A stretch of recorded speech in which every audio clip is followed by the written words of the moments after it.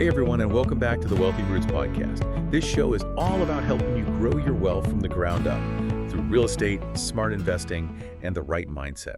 Whether you're buying your first home or building a portfolio, you're in the right place. Let's dig in. Welcome to our deep dive today, and thanks for bringing this great stack of sources. We're really digging into some critical stuff here. The complex real estate decisions people are facing in the GTA right now. Homeowners, investors, everyone's feeling it.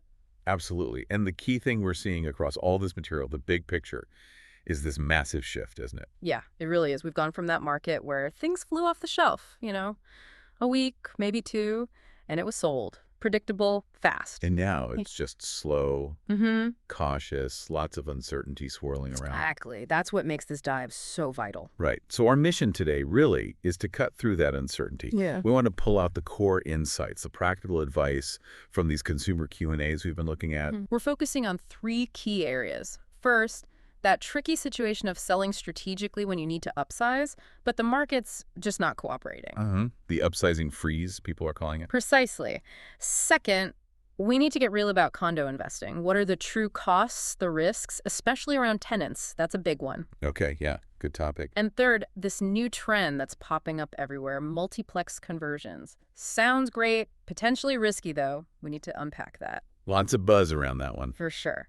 So the goal here is to give you, the listener, the understanding you need to move forward carefully, knowledgeably, in what is, frankly, a pretty tricky environment right now. All right, let's jump into it. Section 1, the upsizing dilemma. This scenario with Elena, the growing family, it really hits home for a lot of people. They need a bigger place, a 3-bedroom house. Right. And they own 2 condos, a small rental unit, which is vacant right now, and the larger 2-bed they actually live in. And the plan was sell the small rental first, use that cash for the down payment on the house. Sounds logical. It did sound logical, but the problem is that small rental condo just isn't selling. It's stalled. And this isn't just Elena, right? This is happening across the board with smaller units. Oh, absolutely.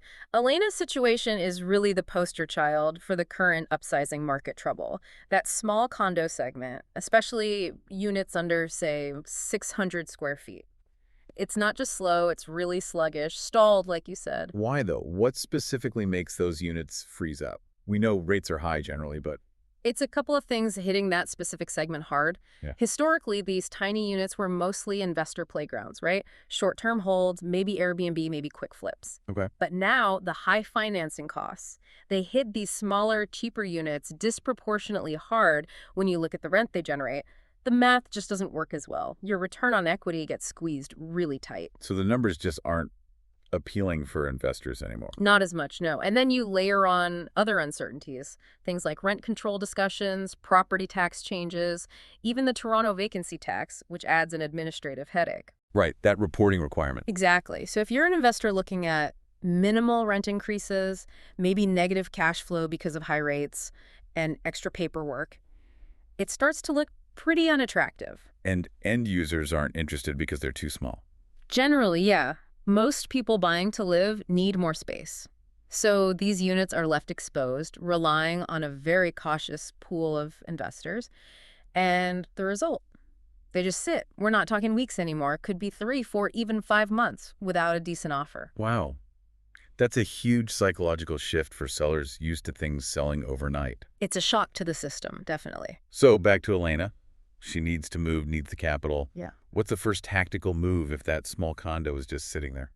Well, the first and probably hardest step is facing reality. It likely means a price reduction. Oof.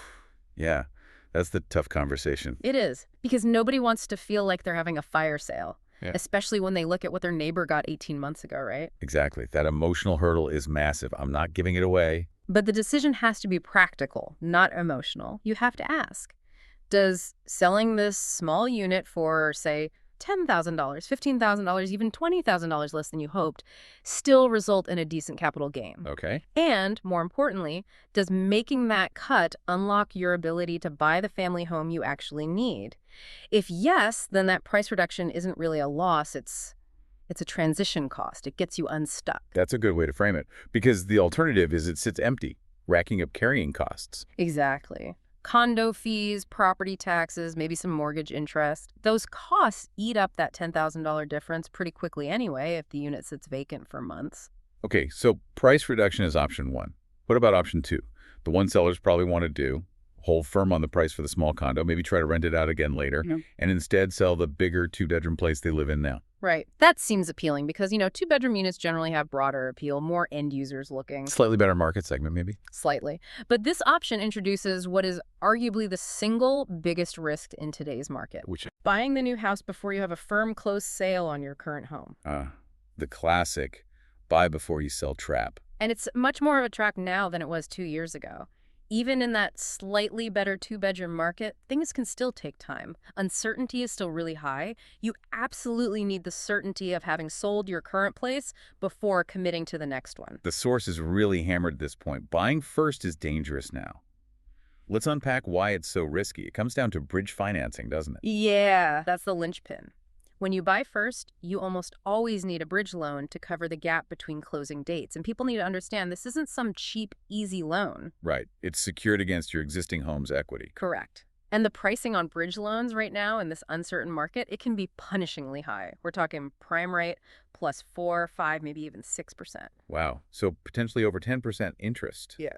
Easily on that bridge portion. Plus, the lender needs appraisals on both properties. And if your sale gets delayed, maybe the buyer walks, maybe you just don't get offers.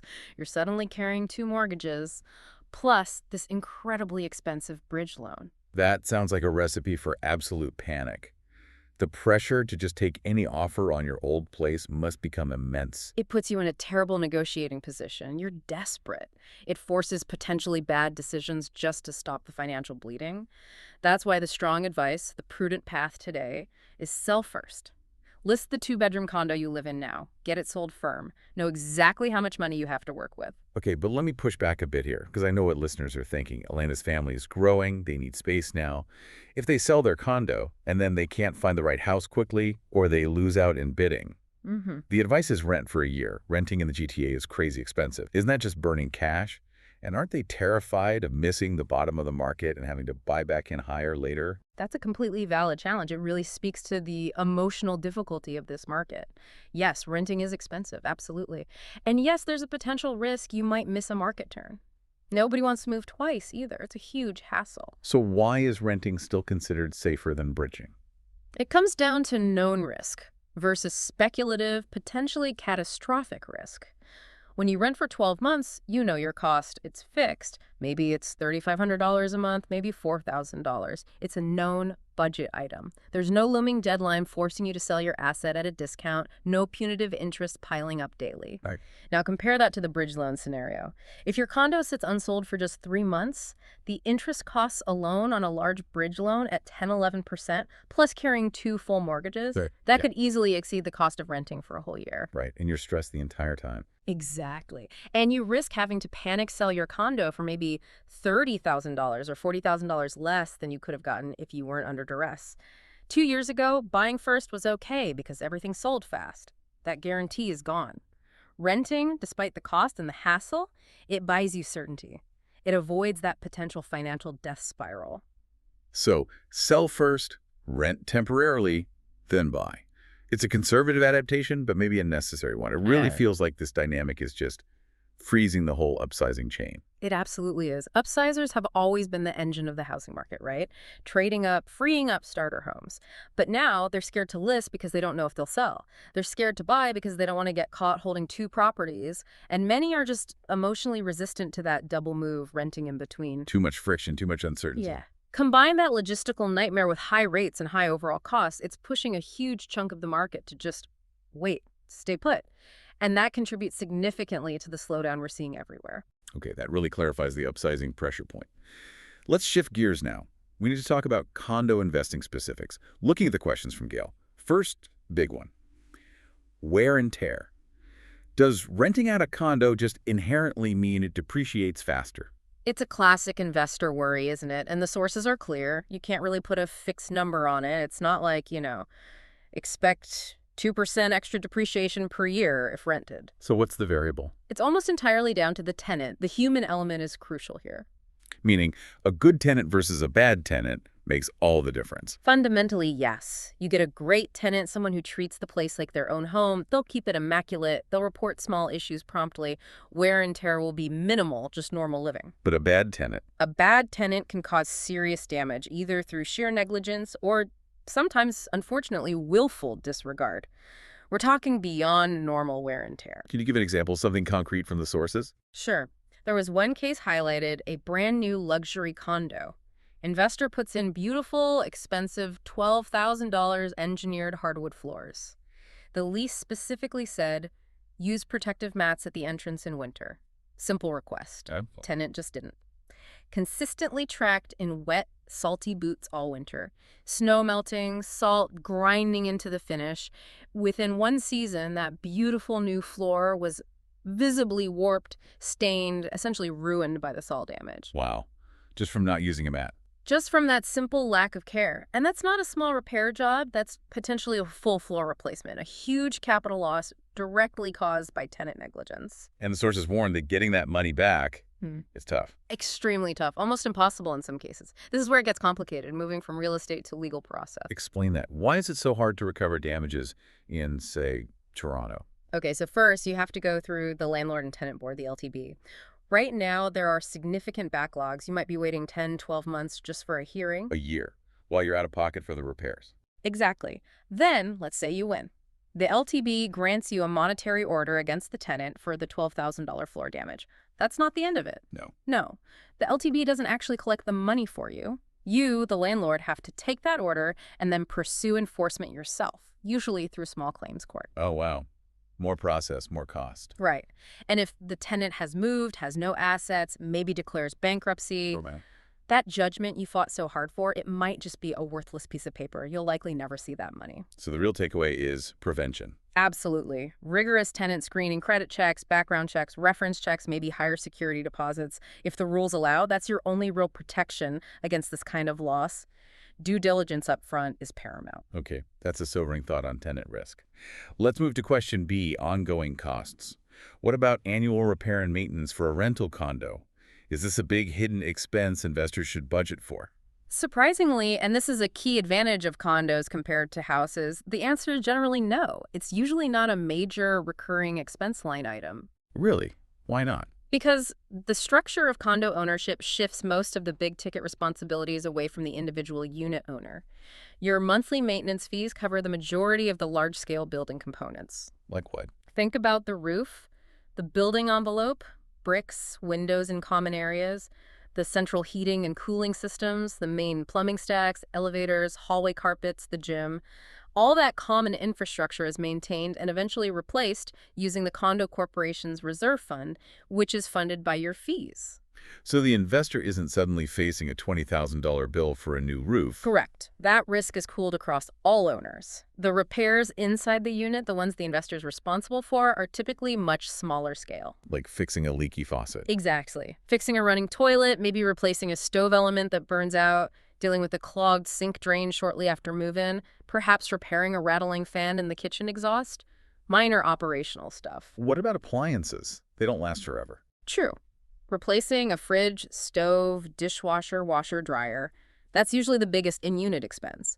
But it's a one-time capital cost, not ongoing maintenance. An appliance might last 7, 10, maybe 12 years. You know it's coming eventually. You can budget for it. It's predictable. So much less volatile than owning a house as a rental. Oh, night and day. Think about the house investor. They're constantly on the hook for potentially massive, unpredictable lump sum costs. Like the roof example. Exactly. A roof replacement. $10,000, $15,000 easily, every 15, 20 years. Furnace or AC goes. Another $5,000 to $15,000.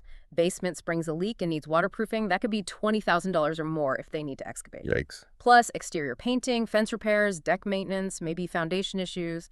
The condo investor just doesn't face those kinds of sudden, potentially budget-destroying hits. Their major capital costs are much smoother, more predictable. It makes cash flow planning much easier. Okay, that's a really strong point for condo investing, assuming you get that good tenant. Yeah. Now, the million-dollar question, timing the sale. Gail wants to know, should she sell her investment condo now or wait for the spring market? Isn't spring always better? The timing question. The sources are really, really clear on this. Trying to time this market is basically a fool's errand. Strong words. Well, think about it. We've got global economic uncertainty, political shifts potentially happening in the U.S., maybe federal elections here. Interest rate paths are still debated. Nobody, absolutely nobody, can reliably predict how the market will evolve month to month right now. The advice is consistent. Sell when you need to sell, based on your own financial situation or investment goals. But that spring market narrative is so powerful. People always say list in Feb, March, buyers come out of hibernation, bidding wars erupt. Historically, yes, there was often a pattern. January and February could be competitive because listing inventory was typically very low after the holidays while buyer demand picked up. Low supply, high demand equals potential bidding wars. So why doesn't that logic apply this year, according to the sources? Because the starting conditions are completely different. Usually, inventory plummets in late November, December. Sellers pull listings, wait for spring. This past year, that didn't happen as much. The market entered December with unusually high levels of inventory still sitting there. So lots of leftover listings. Exactly. And current buyer demand, while present, isn't insane, as one source put it. It's cautious. So you have higher than normal supply meeting moderate, careful demand. That's the opposite dynamic needed for those traditional early year bidding wars. So the old playbook might not work. It's very unlikely to work the same way. Relying on a strategy like pricing low to force multiple offers, that's really risky in a slow market with lots of inventory. You might just get the low price you asked for with no competition. Leaving money on the table. Potentially, yes. So the actionable insight isn't about calendar dates. It's about understanding the current real-time market dynamics right before you list. What sold last week? How long did it take? How many offers did it get? The live updates, as the sources called it. Precisely. That tells you how to price. If things are sitting for 60, 90 days, you need an aggressive but realistic price based on today's activity, not based on wishful thinking about a spring surge that might not materialize. Got it. Be reactive to the now, not predictive of the future. Okay, super helpful on the condo side. Let's pivot now to the final section, this hot new trend. Multiplex conversions. Right. The idea of taking a regular single-family house and turning it into, say, 4 or even 5 rental units. It sounds incredibly appealing on the surface, doesn't it?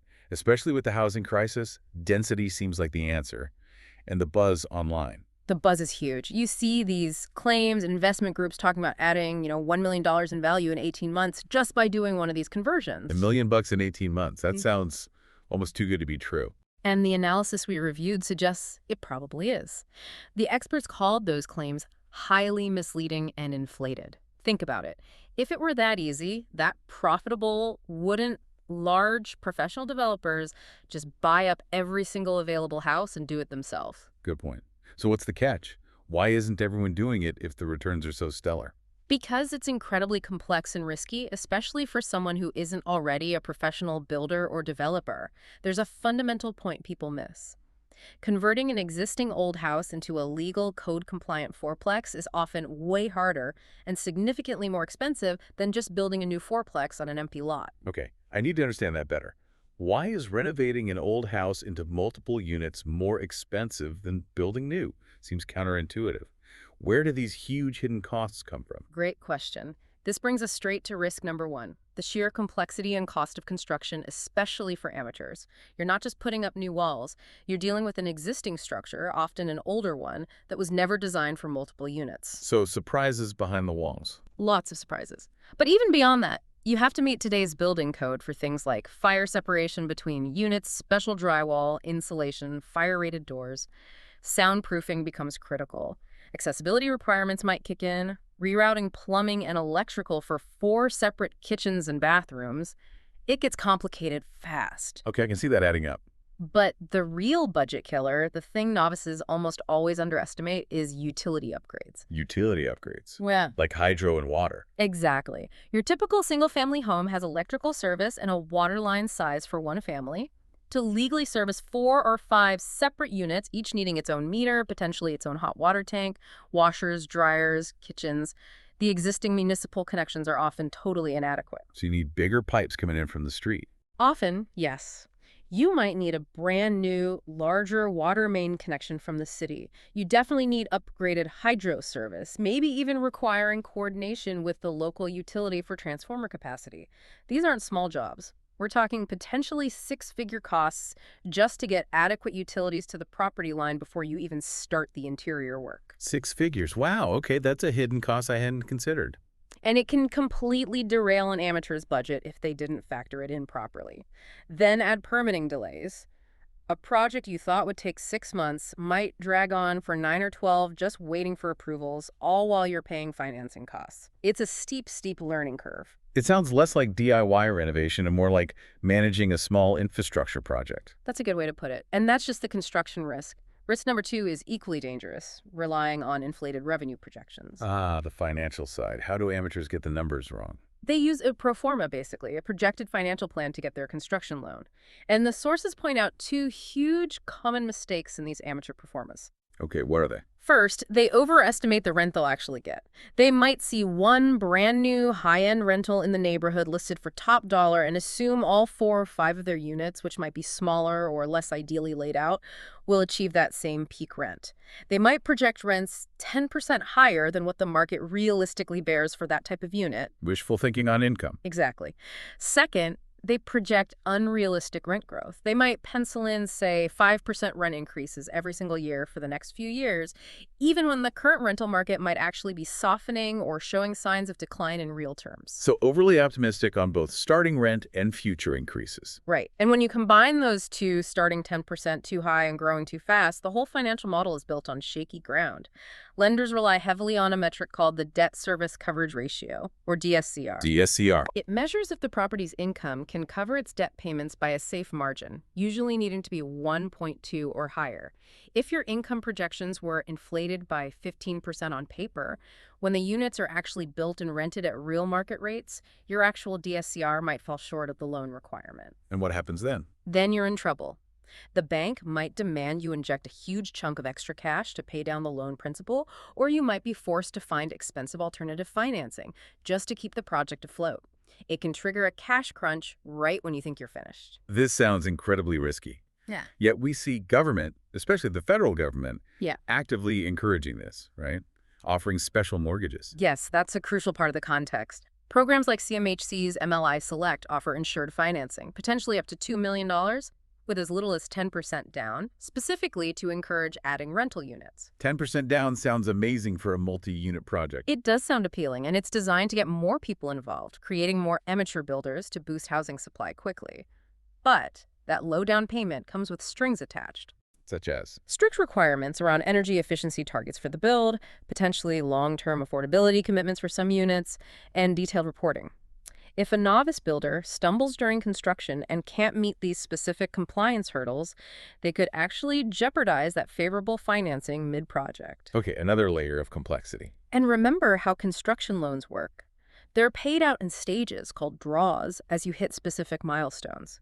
If an amateur builder hits that unexpected 6-figure utility upgrade cost or finds a major foundation issue, they might run out of cash between draws. Project stalls. If they can't keep to the schedule, the whole thing can unravel very quickly. So the advice isn't don't do it, but... But be extremely cautious. Understand the full scope of costs and risks. And seriously, consider partnering with someone who has actual professional development or construction management experience. This is not a simple flip. Especially now, with higher rates and a potentially softening rental market, it's a venture that requires deep pockets and a high tolerance for financial risk. And we absolutely have to touch on the online hype. Those social media posts, guaranteed passive income, bulletproof strategy, tons of emojis. Oh, yeah. The louder the hype, the more skeptical you should be. If adding $1 million in value was that easy and risk-free, the opportunity would already be gone, priced into the land by professionals. So beware the gurus selling courses. Definitely beware anyone selling a secret or bulletproof strategy, especially if they're pushing expensive coaching. Real due diligence means talking to multiple independent licensed professionals, architects, experienced contractors, commercial mortgage brokers who aren't tied to the person selling the dream. Get multiple conservative opinions. Maybe a rule of thumb, if the post has 10 exclamation points promising easy riches from a conversion. You should probably do 10 times the due diligence before you even think about making an offer. Right. Talk to the boring professionals, not the exciting influencers. Precisely.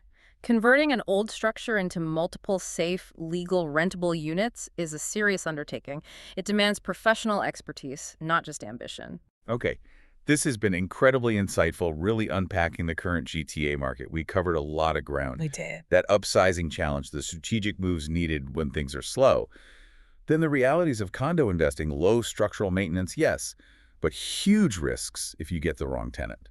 And the crucial need for tenant screening. Right. And finally, this multiplex trend, the massive gap between the exciting online pitch and the complex, costly reality on the ground. I think the single biggest takeaway, the common thread through all of this, is that this environment demands conservatism. It demands liquidity. It demands really deep situational awareness. The quick money days are over. They seem to be, at least for now. Those easy, passive real estate wealth strategies of the past few years, they're just not working reliably anymore. And these new trends like multiplexes, especially when pushed by policy, they're effectively transferring very complex, professional-level risks onto individual homeowners. It sounds like maybe the best asset right now isn't leverage. It's certainty, cash, flexibility. I think that's very well put. Preservation of capital and minimizing unforced errors seems key, which leads us perfectly into that final thought we wanted to leave people with. Right. The provocative question. We know that government policy at multiple levels is trying to rapidly increase housing density. And one major tool is encouraging thousands of regular homeowners to become amateur builders via things like these CMHC programs for adding units. Trying to crowdsource density, essentially. In a way, yes. But it forces us to ask, what are the potential long-term unintended consequences? What happens to the quality of our housing stock, to the character of neighborhoods, maybe even to tenant safety and protection when we shift the burden of managing complex construction projects and significant financial risks away from experienced, capitalized professional developers onto thousands of individual homeowners who might lack the experience, the capital reserves, and maybe even the long-term perspective to manage those risks effectively? That's a really important question. Shifting risk onto individuals on such a large scale, what could go wrong down the line? Exactly. Something for all of us to think about, especially as these policies ramp up. Definitely something to mull over until our next deep